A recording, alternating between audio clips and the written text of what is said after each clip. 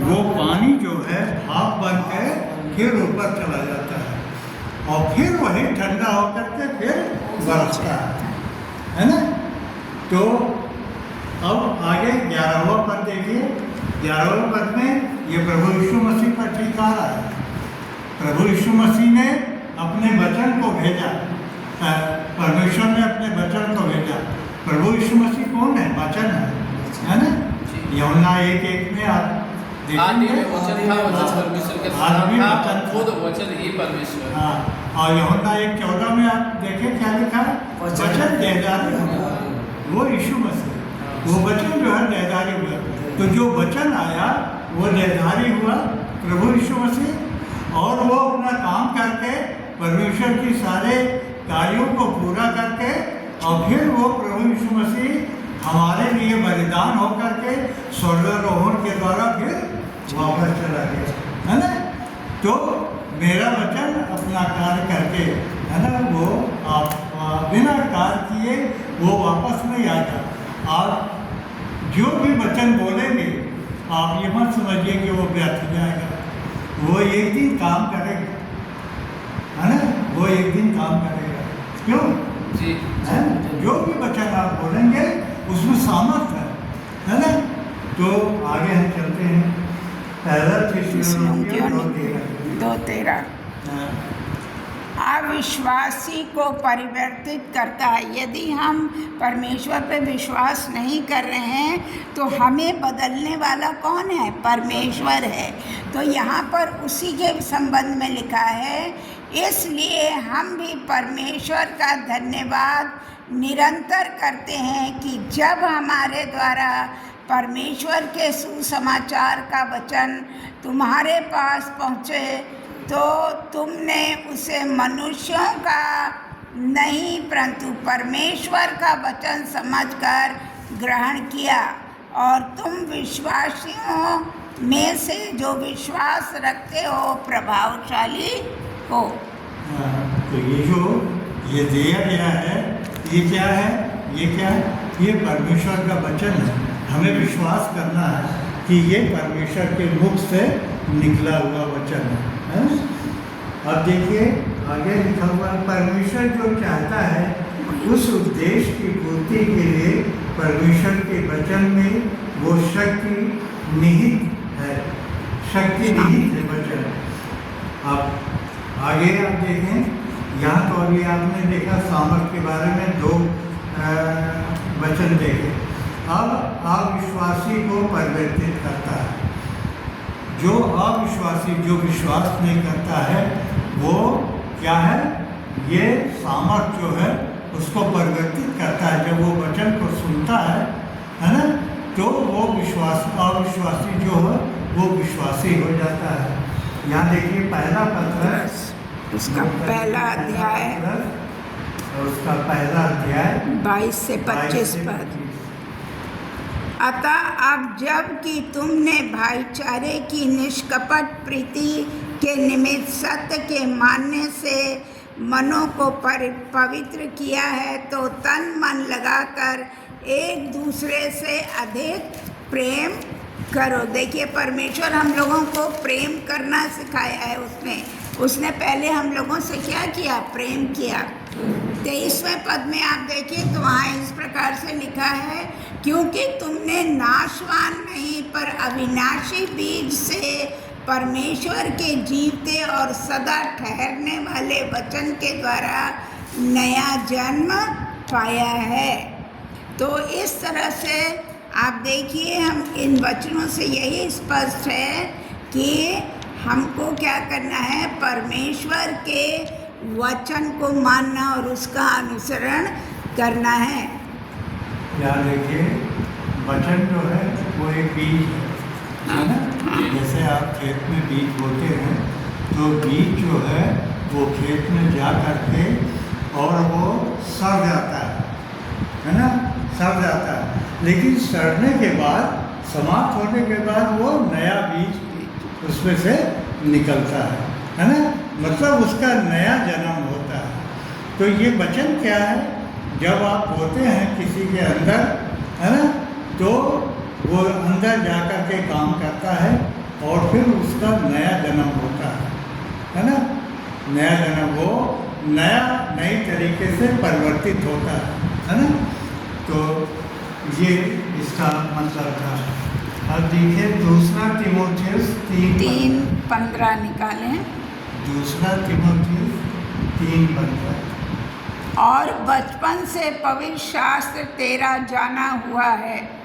हम लोग जब छोटे छोटे होते हैं तभी हमारे माता पिता पवित्र शास्त्र से वचनों को हम लोगों को सिखाते हैं, जो तुझे मसीह पर विश्वास करने से उद्धार प्राप्त करने के लिए बुद्धिमान बना सकता है।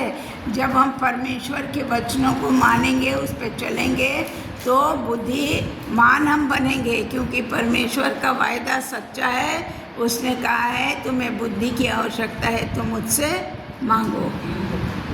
तो ये जो पद अभी पढ़ा गया, इससे आप ये देखेंगे कि किसी व्यक्ति का उद्धार कैसे होगा, है ना। ये भी इसमें दर्शाता है। फिर आगे देखिए रोमियो 1:16 निकालें। रोमियो 1:16 वहाँ इस प्रकार लिखा है, क्योंकि मैं सुसमाचार से नहीं लजाता। जहाँ मैं मतलब हम लोग वचन पढ़ने में हमें कोई शर्म नहीं है।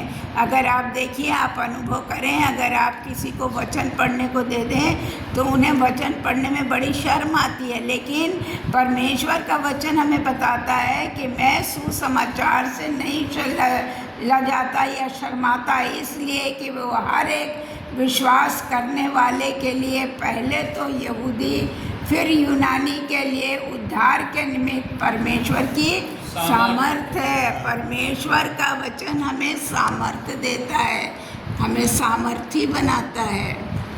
तो ये आपने देखा कि आप विश्वासी को वचन कैसे परिवर्तित करता है। यस। दूसरा है पाप से लड़ता है। वचन जो है, वचन से जो सामर्थ्य मिलती है, उस जो सामर्थ्य आपके अंदर आती है, आप क्या है, आप पाप से लड़ सकते हैं। Yes. है ना। पाप से, शैतान से आप लड़ सकते हैं।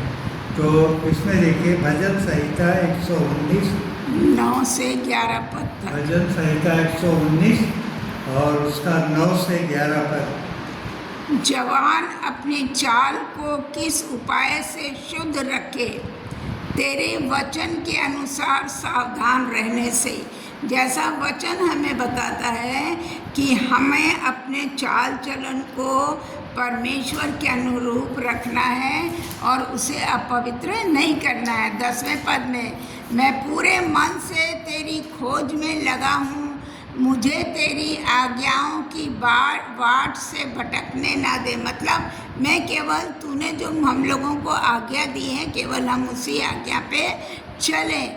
मैंने तेरे वचन को अपने हृदय में रख छोड़ा है कि तेरे विरुद्ध पाप ना करूं। जी, जब हम परमेश्वर के वचन को निरंतर पढ़ते हैं, उस पर उसका अनुसरण करते हैं, तो उसको हम अपने हृदय में रख लेते हैं। क्योंकि अभी इसका आप उदाहरण देख सकते हैं कि बहुत लोगों की बाइबल जला दी जाती है। तो अगर हम इसको मन में वचन को नहीं रखेंगे और हमारे हाथ में जब बाइबल नहीं होगी, तो शायद हम वचन को भूल जाएंगे, है ना। तो मन में वचन को रखना बहुत आवश्यक है। वचन से हम पहचान कर सकते हैं, है ना, पाप का पहचान कर सकते हैं, और उससे क्या परिणाम होगा ये भी हमको मालूम हो जाता है ना। आगे जो है आत्मिक वृद्धि करता है। जी, आत्मिक वृद्धि, है ना। पहला पत्रस उसका 2:2, पहला पत्रस उसका 2:2, आत्मिक वृद्धि के लिए। नए जन्मे हुए बच्चे के समान निर्मल आत्मिक दूध की लालसा करो। देखिए, जब आपका बच्चा पैदा होता है तो एक माँ अपना दूध पिलाती है। वो बात दूसरी है कि कोई ऐसा सरकमस्टेंसेस आ जाता है जबकि माँ दूध नहीं पिला पाती है, लेकिन क्या है, माँ अपने बच्चे को दूध पिलाती। इसी तरह यहाँ पर बताते हैं कि नए जन्मे बच्चे के समान निर्मल आत्मिक दूध की लालसा करो, ताकि उसके द्वारा उद्धार पाने के लिए बढ़ते चले जाओ। जब हम उसके वचन के लिए एक दूध के समान इच्छा रखेंगे, जब आपकी इच्छा होती है कि हमको ये भोजन मिल जाए, तो आप क्या करते हैं? अपनी इच्छा की पूर्ति करते हैं ना। तो इसी तरह से जब हम परमेश्वर के वचन को पढ़ेंगे, तो वो परमेश्वर का वचन जो है हमारी इच्छाओं को पूरा करेगा। फिर आगे आप देखिए यूहन्ना 6:63 निकालिए। आत्मिक वृद्धि में यूहन्ना 6:63 आत्मा तो जीवनदायक है, परमेश्वर की आत्मा हमें जीवन देती है, शरीर से कुछ लाभ नहीं। ये शरीर है, ये तो नश्वर है, पर आत्मा नाश नहीं होती ना। तो यहाँ पर साफ लिखा है, आत्मा तो जीवनदायक है, शरीर से कुछ लाभ नहीं। जो बातें मैंने तुमसे कही वे आत्मा हैं और जीवन भी हैं। परमेश्वर का जो वचन है वो आत्मा भी है और क्या है, वो जीवन भी है। तो वो देखिए कितनी अच्छी चीज़ें पर जो आज हम लोग जिस पर ध्यान नहीं देते हैं, पर कितने सिस्टमेटिक ढंग से, कितने अच्छी तरह से परमेश्वर के वचन की यहाँ पर प्रस्तुति हो रही है। आगे आपने पढ़ा होगा इसी यूहन्ना में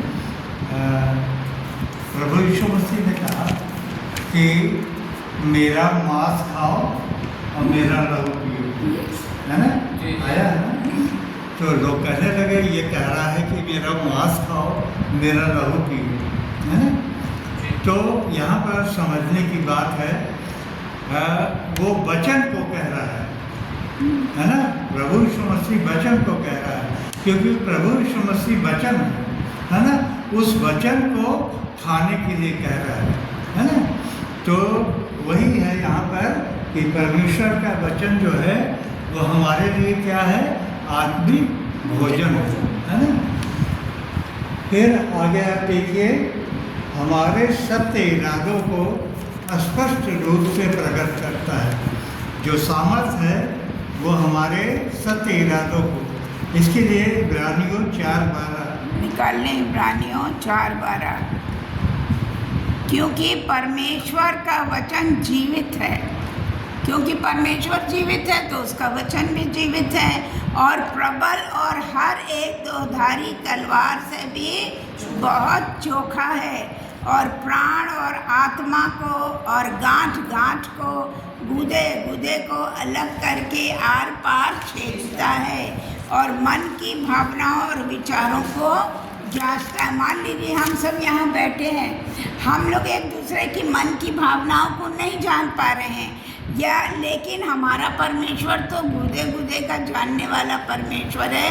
वो हमारी भावनाओं को जान रहा है कि हम यहाँ पर किस तरह से परमेश्वर के वचन को सीखने के लिए यहाँ बैठे हैं। जी यहाँ पर जैसा कि लिखा है वचन उसका जीवित है ना, जीवित वचन है। सूबेदार का दास बीमार था, मरने पर था, तो प्रभु यीशु मसीह से क्या कहा उसने कि तू मेरे घर के मैं इस लायक नहीं हूँ कि तू मेरे यहाँ आए, है ना? तू वचन ही कह दे, यही से कहते हैं। हाँ, और मेरा दास चंगा हो जाएगा, है ना? तो वचन जीवित है और वचन में सामर्थ्य है ना? सामर्थ्य का मतलब समझ रहे? शक्ति, पावर, है ना? पावर, है ना? तो बिना पावर के, बिना शक्ति के, बिना सामर्थ्य के आप कोई काम नहीं कर सकते, है ना? पावर से ही, शक्ति से, सामर्थ्य से ही आप काम कर सकते हैं। तो यहाँ पर वचन में, वचन जीवित है, उसमें जीवन है और सामर्थ्य है। तो उससे आप ये हमारे सत्य इरादों को प्रकट करता है। फिर दिया हुआ है हमको मसीह के स्वरूप में बनना है, हमें मसीह के स्वरूप में बनना है। इसके लिए आप देखिए याकूब का पहला अध्याय उसका 22 से 25 पद। याकूब 1 अध्याय उसका 22 से 24 पद, जहाँ इस प्रकार से लिखा है, परंतु वचन पर चलने वाले बनो, है ना। हमें परमेश्वर का जो वचन है उस पर चलना है, उसके चलने वाले अपने आप को बनाना है।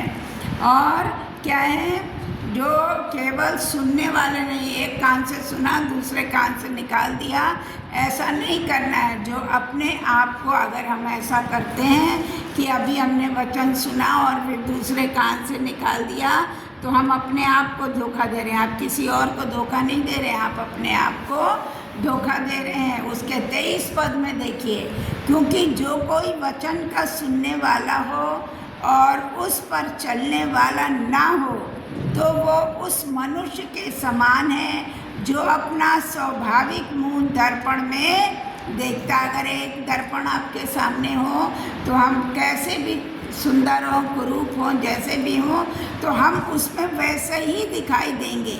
तो यहाँ पर वचन यही बता रहा है। 24वें पद को आप देखें, इसलिए वो अपने आप को देखकर चला जाता है, परंतु भूल जाता है कि मैं कैसा था।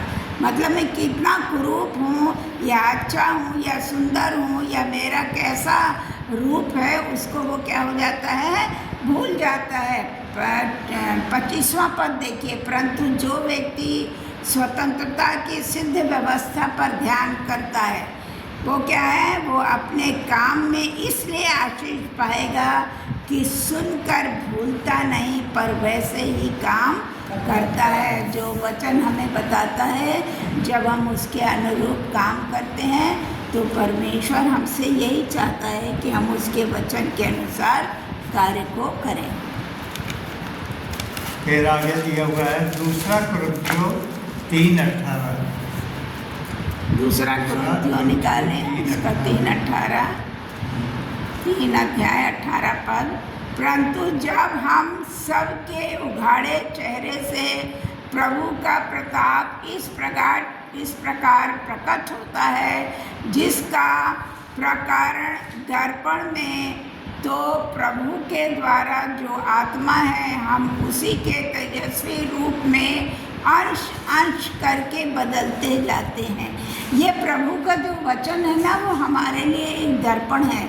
उसमें हम अपने आप का चेहरा देख के, अपने आप को तौल कर देख कर कि क्या जो परमेश्वर का वचन हमें बता रहा है, क्या हम उसके अनुरूप हैं, क्या हम उस पर चल रहे हैं। तो हम जब ऐसा नहीं होता, हमको ये मालूम हो जाता है कि नहीं भाई, हमारे में ये कमी है, हमें इस तरह नहीं, इस तरह से चलना है, झूठ नहीं बोलना है, सच बोलना है, लोगों की सहायता करनी है, लोगों की अगुवाई करनी है, लोगों को वचन बताना है।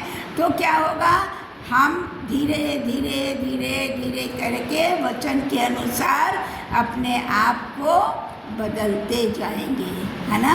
और ये बदलना ही बहुत आवश्यक है, क्योंकि जब तक हम अपने आप को नहीं बदलेंगे वचन के अनुसार, तब तक हम वचन को ग्रहण नहीं कर सकते। फिर दिया हुआ है कुलुस्सियों 3 अध्याय 9 और 10 पद। जी, कुलुस्सियों 3 अध्याय 9 और 10 पद। यहाँ इस प्रकार से लिखा है, एक दूसरे से झूठ मत बोलो। इसमें तो हम लोग माहिर हैं ना, किसी ने कुछ कहा हम तुरंत झूठ बोल देते हैं ना।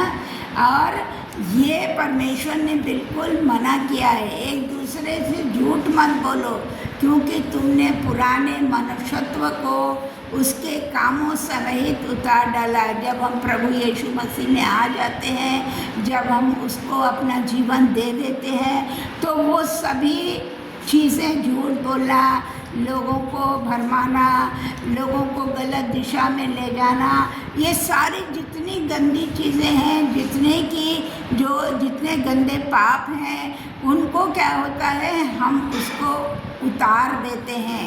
और फिर क्या होता है, 10वें पद में देखिए, नए मनुष्यत्व को पहन लेते। परमेश्वर का वो नया वचन जो हमने ग्रहण किया है उसके अनुसार हम चलते हैं, और जो अपने सृजनहार के स्वरूप के अनुसार ज्ञान प्राप्त करने के लिए नया बनता जाता। और जैसे जैसे हम परमेश्वर के वचन में गहराई से उतरते चले जाएंगे, वैसे वैसे हमारा जीवन नया बनता चला जाएगा।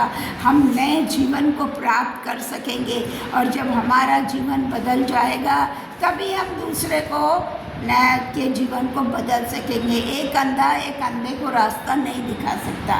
तो पहले हमें अपने आप को जांचना, बदलना है, उसके बाद हम किसी दूसरे के लिए कह सकते हैं कि आपको इस मार्ग पर बोलना है, चलना है, आपको झूठ नहीं बोलना है, आपको परमेश्वर के वचन को पढ़ना है, उस पर विश्वास करना है, उसके अनुरूप अपने आप को तैयार करना है। तो ये परमेश्वर का वचन है जो हम लोगों से कह रहा है। जैसा कि अभी आपने ये देखा कि ये पढ़ा जो याकूब और कुरिन्थियों में कि ये वचन जो है, वचन की जो सामर्थ है, इससे आपके अंदर परिवर्तन आएगा। परिवर्तन के बाद आप जैसा दिया नया जन्म, है ना, नया मन, नया हृदय, नया बल प्राप्त करेंगे, है ना, और आपका चाल चलन बदलता जाएगा, नया होता जाएगा, है ना। तो ये सारी चीज़ें आपके अंदर सब नया होता चला जाएगा, है ना। तो जब तक हमारे अंदर परिवर्तन नहीं होगा, हमारे अंदर नयापन नहीं आएगा, तब तक हम दूसरे को नहीं बता पाएंगे, है ना। और ये भी कहता है बाद में कि जैसे कि अभी हम हैं, बोल रहे हैं, है ना, तो बोलने से क्या है, हमारे अंदर की शक्ति निकल रही है। लेकिन हम जितनी ज़्यादा बोलते जाएंगे तो हमारे अंदर से शक्ति निकलती जाएगी।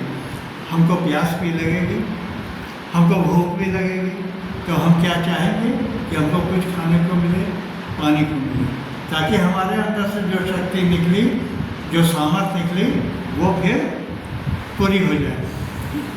उसी तरह से क्या है, ये वचन जो है जब आप पढ़ते हैं तो कह रहा है कि रोज आप पढ़िए, इसको प्रतिदिन आप पढ़िए, है ना।